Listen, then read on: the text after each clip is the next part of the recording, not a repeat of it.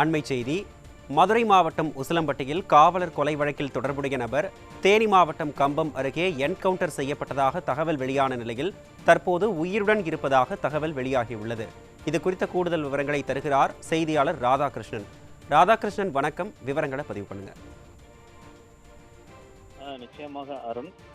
உசிலம்பட்டி அருகே கள்ளப்பட்டியைச் சேர்ந்த போலீஸ்காரர் முத்துக்குமார் என்பவரை நேற்று முன்தினம் அடித்து கொலை செய்த குற்றவாளி பொன்வண்ணன் மற்றும் அவரது நண்பர்கள் அனைவரும் தேனி மாவட்டத்தில் பதுங்கியிருப்பதாக கிடைத்த தகவலை அடுத்து தென்மண்டல ஐஜி பிரேமானந்த் சின்ஹா மற்றும் Madurai SP Aravind, Virudhunagar SP Kannan, Sivaganga SP Aziz Rawat, Theni SP Sivaprasad ஆகியோர் தலைமையில் சுமார் 200க்கும் மேற்பட்ட போலீசார் நேற்று காலை முதலாகவே தேனி, ஆண்டிப்பட்டி, வருசநாடு உள்ளிட்ட பல்வேறு பகுதிகளில் தீவிர தேடுதல் வேட்டை நடத்தி வந்தனர்.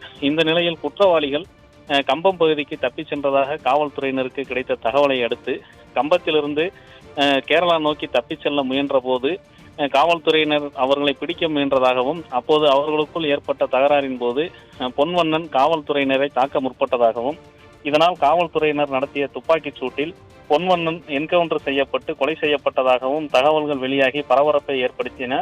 இதனைத் தொடர்ந்து பொன்வண்ணனின் உடல் கம்பம் அரசு மருத்துவமனையில் வைக்கப்பட்டிருப்பதாகவும் தகவல்கள் வெளியாகின. இது தொடர்பாக அனைத்து ஊடகங்களிலும் செய்தி வெளியான நிலையில் பொன்வண்ணன் உயிருடன் இருப்பதாகவும் மேல் சிகிச்சைக்காக தேனி அரசு மருத்துவக் கல்லூரி மருத்துவமனைக்கு கொண்டு செல்லப்படுவதாகவும் தகவல்கள் வெளியானதால் மிகப்பெரிய குழப்பம் ஏற்பட்டது.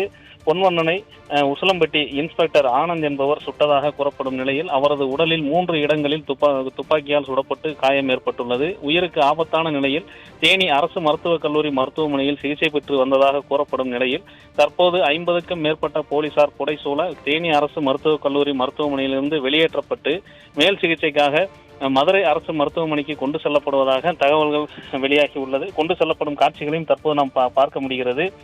இந்த சம்பவம் மிகப்பெரிய குழப்பத்தை ஏற்படுத்தியுள்ளது.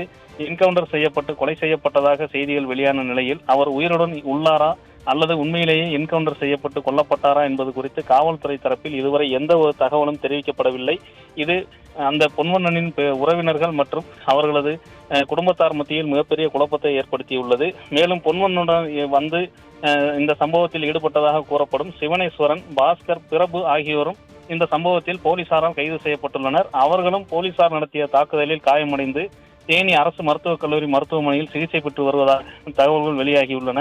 காவல்துறை தரப்பில் இதுவரை எந்த ஒரு அதிகாரப்பூர்வ அறிவிப்பும் இதுவரை வெளியிடப்படாததால் பொன்வண்ணன் மற்றும் அவருடன் வந்தோரின் குடும்பத்தார், உறவினர்கள் மற்றும் பொதுமக்கள் மத்தியிலும் இது மிகப்பெரிய ஒரு குழப்பத்தை ஏற்படுத்தியுள்ளது. அருண், விவரங்களை வழங்கியமைக்கு நன்றி ராதாகிருஷ்ணன்.